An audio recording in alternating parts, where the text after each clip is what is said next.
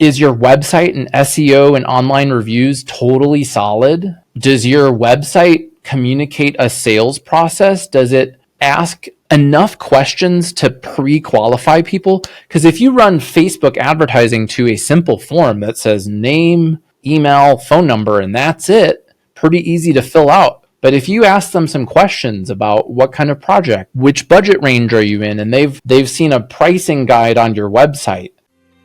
Hello, welcome to Outer Spaces, a podcast dedicated to empowering landscapers, hardscapers, and outdoor living professionals. I'm Joshua Gillow. My mission through this show is to create a powerful resource for you, someone who is striving to grow their company well past the $1 million line, but might not have all the tools and processes to do so. Here in Outer Spaces, we are passionate about breaking the chains of small mindsets and helping contractors just like you take control of their businesses and their lives. With nearly 3 decades of experience designing, selling, and building six-figure outdoor living spaces, I've made all the mistakes. Starting with $0 in my pocket, and through the grace of God and a ton of hard work, I now own multiple businesses that afford me the time with my family and the lifestyle I've always dreamed of. So join me as I share what I've learned along my journey, strategies, and other contractor success stories right here on the Outer Spaces podcast. Now, let's get on with the show. Hello, welcome back to the Outer Spaces podcast. This is your host, Joshua Gillow. And this week, Jack Jostes is back from Ramblin, Jackson, and we're going to get into this ever-going subject about Facebook ads. How much should you spend? What should your ads look like? Should you spend any money at all? Like, when is the right time to do that? And is it the right thing that you're investing in? Guys, if that's a question that perplexes you constantly and you think you should be spending more or less, this is the episode for you. So listen on. Hey, Jack, welcome back for round 3. Guys, last week we talked about SEO. We got deep into what you should be looking for, what you've got to be thinking about with your website, what SEO even is. Now, this week we're going to dive in with Jack again, but we're going to go deep into how much should I be spending with Facebook ads, man. I see posts all the time on Facebook that are, contractors asking like, how do I get more leads and how much should I spend on Facebook ads and all of this? And I'm thinking, if they actually knew what they were buying, they might not spend as much money. So I wanted to bring the pro in you to help guide people on this and figure out when's it the right time to spend money on Facebook ads? What are we trying to get? How do we get good leads? Because not every lead's a good lead. Just because you get 30 leads in and that's what the company that you hired said you're going to get, but you closed 2 of them, you spent for 28 leads that were nothing. So let's get diving into this subject, Jack. So welcome back. Well, thanks for having me, Joshua. And, before we pressed record, you said, how much should I pay for Google or Facebook ads? And I said, not much.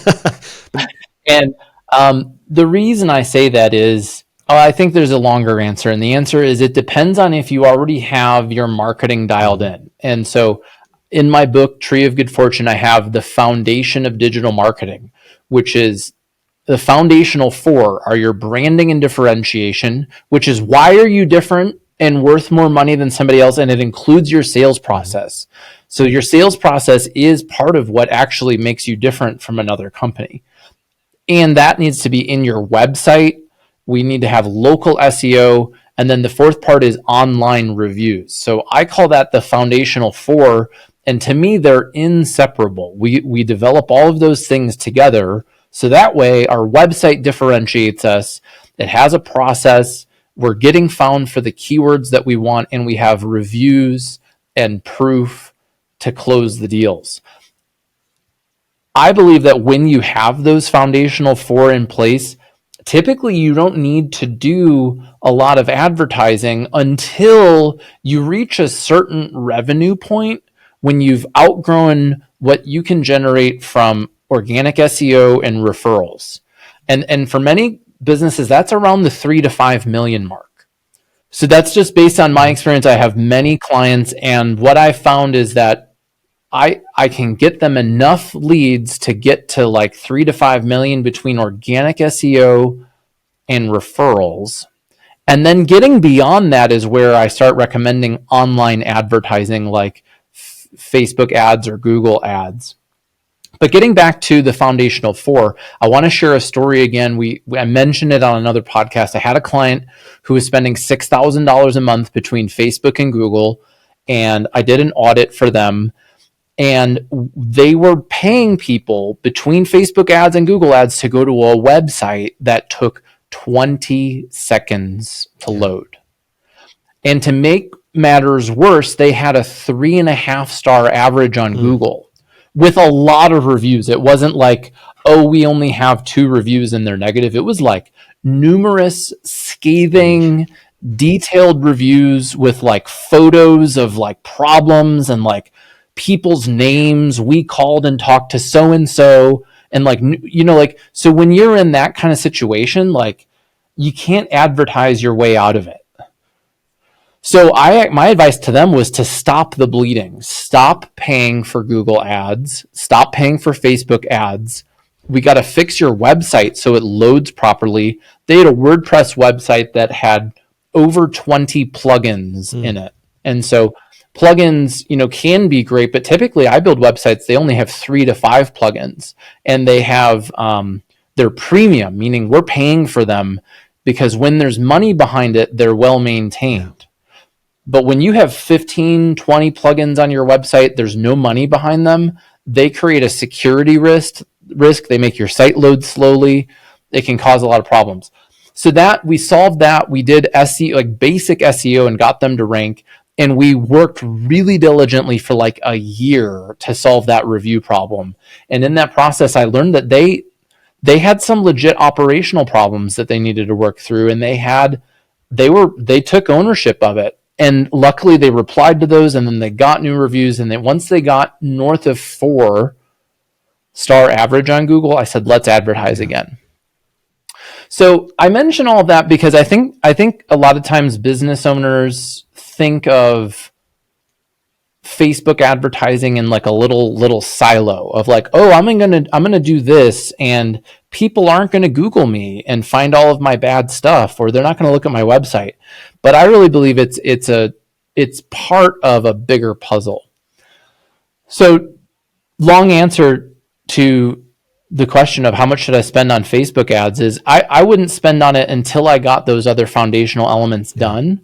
And then even then, I would recommend that you spend your Facebook ads budget, if you still have budget, on remarketing. And so this is going to be continuing to advertise to people who have already visited your website.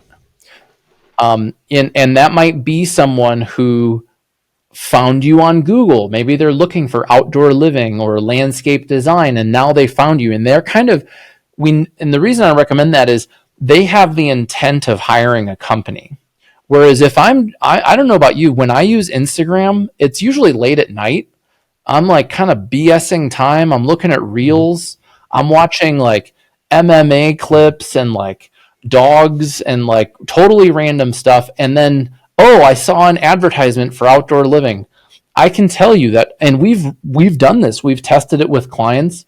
A lot of times those leads that fill that out don't remember doing it. Yep, exactly. They're in a different part of their buying cycle. I'd love for you to talk a little bit more about buying cycle and where Facebook ads typically fall into that. Not every time, but where they typically fall versus having, you know, a Google search. Yeah. So in the buying cycle, you know, so there's kind of that, ultimately we want to get down to like when we talk about qualified leads, to me, what a qualified lead means, they have a need that I can fill. They need a service that I can fulfill with a service that I can do well. They're in my service area geographically. And then I expand it to their budget and timeline, meaning that their budget ballpark is in my budget ballpark, and their timeline for having it done is realistic with me. So that's pretty far down the funnel. In order to know that an outdoor living project is going to cost between $100,000 and $200,000 as a homeowner, I'm going to need to have done a lot of research. And Facebook advertising is a bit random. You know, you can target people geographically, you can target people on their interests, but are they anywhere near like selecting which outdoor living company they're in? Probably not. And that's why I wouldn't spend the money there until I know I'm one of the ones they're considering because they visited my website. Now I think it makes sense. Yeah, let's keep showing them some Facebook ads. And you can use conversion goals to turn the ads off, meaning so once somebody fills out the form on your website, you could then stop advertising to them. Or you could show them different advertisements. So maybe at that point, now I'm going to show them some video testimonial advertisemements. Got it. So it's creating. So I think there's a lot. Yeah. So you're really thinking of a funnel, but I think it depends on what's your revenue range. What are you trying to get to? And is your website and SEO and online reviews totally solid? Does your website communicate a sales process? Does it ask enough questions to pre-qualify people? Because if you run Facebook advertising to a simple form that says name, email, phone number, and that's it, pretty easy to fill out. But if you ask them some questions about what kind of project, which budget range are you in, and they've seen a pricing guide on your website, that's going to eliminate the looky-loos who are just eating Cheetos on their couch and clicking on Facebook ads half asleep. Yeah. What happens, Jack. You know what happens quite often. It does. So when you mentioned retargeting, if I was a landscaper, hardscaper out there, living pro out there, and I'm like, okay, I'd really like that. Someone who clicks on my website that I can now advertise to them. Is this something that we can set up, or how does Facebook know that you clicked on that they clicked on the website? Yeah, so you need to add. Yes, it could be something that you set up. I'm going to share the 9 o'clock rule, which is if I find myself working on something after 9 p.m., I know that I should probably just hire somebody else to do it. I like that rule. So Facebook, I'm going to be honest that Facebook advertising is not my personal skill set, but I hire and we do it for people. But I'm not necessarily a Facebook advertising technician.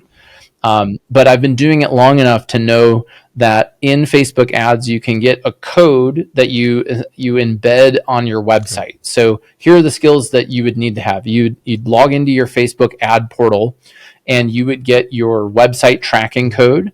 And then you would need to embed that on your website. And Facebook gives you pretty clear instructions on how to do it. And if you have a Wix website, you could Google how to add, Facebook code to Wix and figure it out, or work with your web developer to do it. But essentially what it does is it adds a code onto your website called a pixel. And when you are logged into Facebook and you visit a website that has this tracking code, this pixel on it, it detects that you visited it. And now you can continue seeing advertising to it. I think we've all experienced this. If you use Facebook or Instagram and I don't know, let's say you're looking at dress shoes online, or you're looking at certain tools online, or whatever it is. And then when you're on Facebook, you see advertisements for what you were just looking at. It's because that website has the tracking code on it to know that you were interested in certain things. So it's going to keep showing you ads. And so that's what I'm saying you could do with outdoor living photos, right? So now, somebody who's visited your site and is also geographically in your market could see those ads again. That makes perfect sense. Now, is it true that, Facebook can listen to us? Because there's times my wife and I will talk about something like maybe it is dress shoes. Like I should get a new pair of brown dress shoes. I didn't Google it. And the next thing you know, I've got brown dress shoe, advertisements popping up on Facebook. Do you think they're listening? So yes, I do. It's crazy. Yes, right? Yes, I do. Yes, I do. One, because I've had that experience also where, and you know what's creepy is it's stuff that I remember talking to my wife about something and then instantly seeing ads for it the next day. And it wasn't something that I Googled. Yeah. It wasn't something, I did not visit a website about it. It's crazy. Right. And so, yes, I do think that's happening. And there are many other people who believe that it is happening. I'm curious what happens when we Google that. What kind of advertisements do you get? Let's find out. No, I Googled is Facebook advertising listening to me? And they have a thing that says they're not. Of course. And it says, we only use your microphone if you've given us permission and are actively using a feature that requires the microphone. Like a camera? Like if you're shooting live video or whatever? Yeah. So I don't know. But then if you go down the rabbit hole, there are a lot of people who who who think that you are, or that they are. Yeah. So I think the answer is yes, I think they are, and they say they're not. So we won't take them at their word because we know it's bullshit. Right. Oh Yes. man. So when it comes to, the Facebook side of things, so you're saying have your house in good order first before you start sending people in there to look around. Right. And, Facebook ads is something you can spend an enormous amount of money very quickly and not see a whole lot of result. Or like I mentioned, get a ton of leads that don't convert. Because at the end of the day, guys, we want a good return on investment. If you're putting $3,000 out a month in Facebook ads, you want to be 10Xing that at least. Right. And if you're not 10Xing it, what are you doing? So if you can't convert those leads through a sales process, as Jack has alluded to many times, it's either your process of sales sucks or it's the fact that your leads suck. I mean, if the lady that's reaching out to you lives in a trailer down by the river, right, and she clicks on, when she's eating Cheetos one night watching Netflix, yes, she says, oh, I really want one of those backyards, and boom, like I want one of those dang backyards in my backyard. So next thing you know, you're getting this lead and you only have to fill out your name, your phone number, and your email address. And the next thing you know, you got a new lead. You're like, yes, they said I get 30 a month. There's no way that'll ever convert. Yeah. So, how can we be more focused in getting the right people to click? Yeah. Well, and Joshua, so that lady's doing a different kind of outdoor living, right? Yes, she is. So it's a little different customer, and that's cool. Good for her. And so I do have to share that I actually do a lot of Facebook advertising for my own business. And I don't know that I would if I were actually a landscape or outdoor living company. Why is that? And so I'm in the information business, meaning I need people to consume my information, learn these ideas from me, and then maybe try some of the ideas and then be like, you know what, that worked. I want to have another conversation with that guy. So for me, it makes sense, I think, to do that. And what I do when I'm paying for advertising is I use video. So I'm running video ads, and then I have landing pages. And this is probably the most important thing. If you are running online advertising, is you want to send traffic to a landing page. Yes. And a landing page is designed like exclusively to convert the person from a paid traffic source into a lead. Yeah. It's going to be different from what I do on SEO, where before maybe it was in this interview, I can't remember how you're cutting this up. It's talking about all these different pages and things on your website. That works for organic, but when I'm paying for advertising, it's the opposite. I'm going to have a one and done page, meaning there's nothing to click on to get off of it. It's going to be one page. I would recommend having a video, all the information somebody needs, and then a form. And I'm funneling them through that form to convert. Because if I pay someone to go to my home page, and now there's all these different things for me to click on and different things, that's another reason Facebook and Google Ads often doesn't work, is because you're paying people to like go down this enormous rabbit hole. Whereas with advertising, you need like a funnel. You need a landing page with a form, and then a thank you page with a video.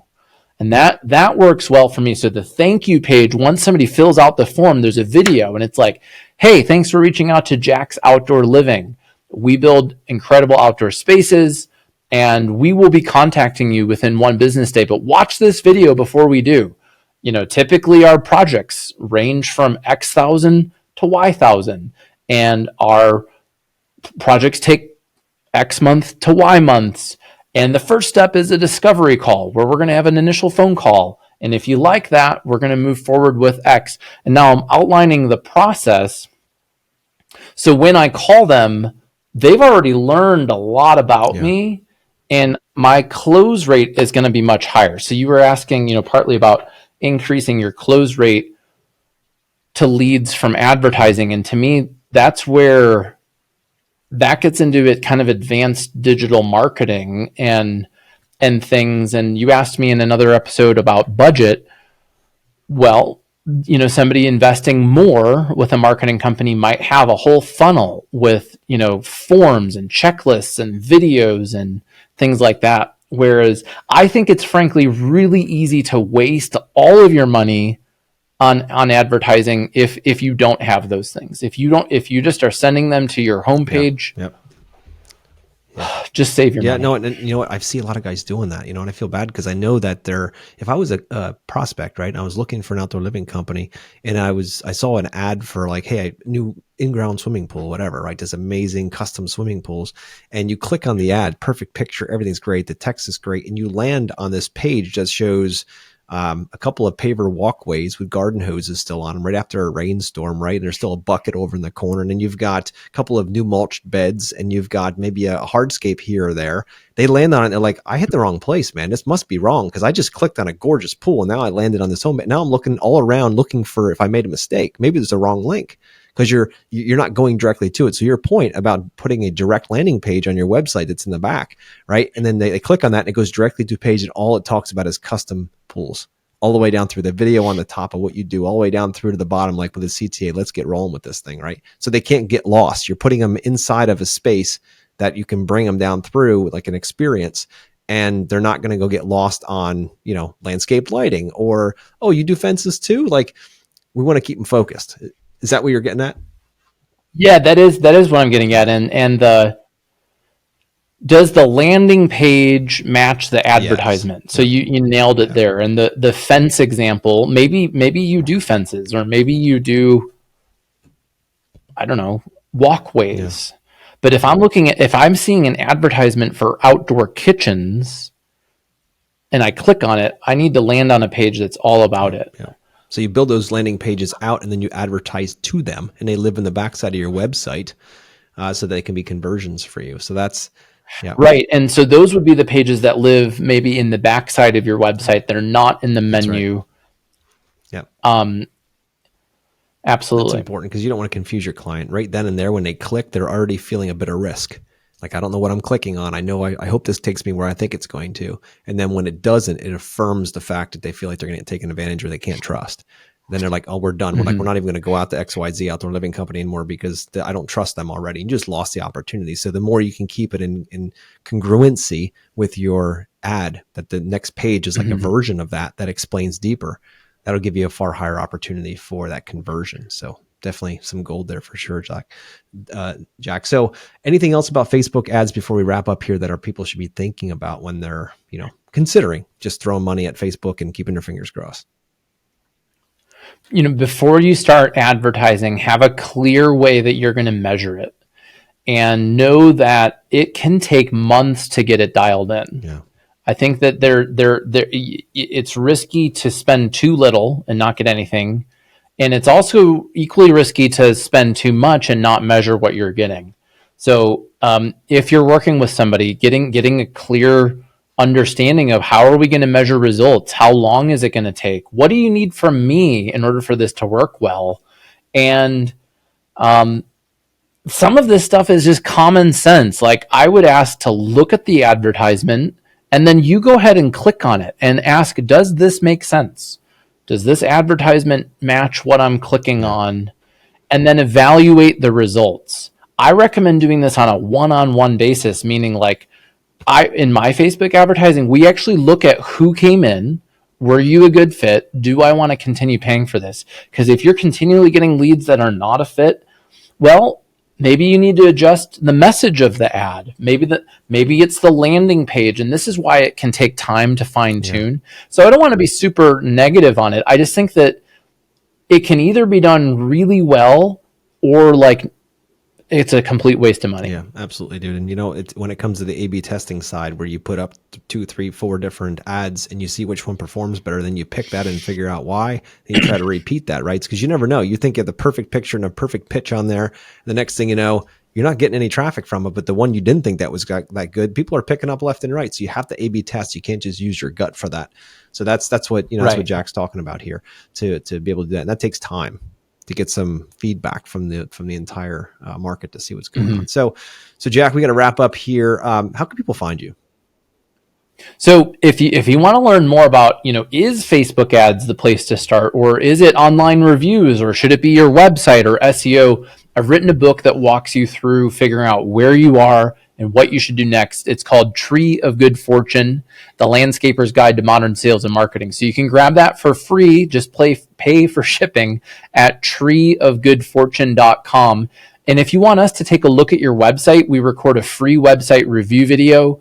You can book a meeting with us. Check out ramblinjackson.com. It's ramblinjackson.com. Well, thank you, Jack, for coming back on here and sharing your insight around Facebook ads. My goal is to have our listeners realize that just because you throw money at a problem, like you need more leads, isn't always the best case. Sometimes it's better to slow it down and maybe take some of that or all of that money into Facebook ads and start dumping it into bringing your website back to life with good SEO and updating it and really getting Google happy, because that's really where your higher, easier to close clients are going to be. So anyway, thank you for coming on, Jack. And next week, we're going to be talking about how to close 25% more of your projects without spending $1 more in advertising. And Jack, I don't know. I mean, I know you're in the marketing world, so I don't know that you're going to like this one. Don't pay Jack. We're going to show you how to make more money with, and he's going to be back on, of course, but more money without having to spend any more in marketing, especially in the economy we're in right now. So I like it. If we can close, I mean, frankly, if you can't close sales, I don't want you to do any marketing. Exactly. It's a waste. I'm with you on that one. Awesome. So all right, Jack. Let's talk Very about good. it. Thanks guys for listening, and we'll talk to you next week.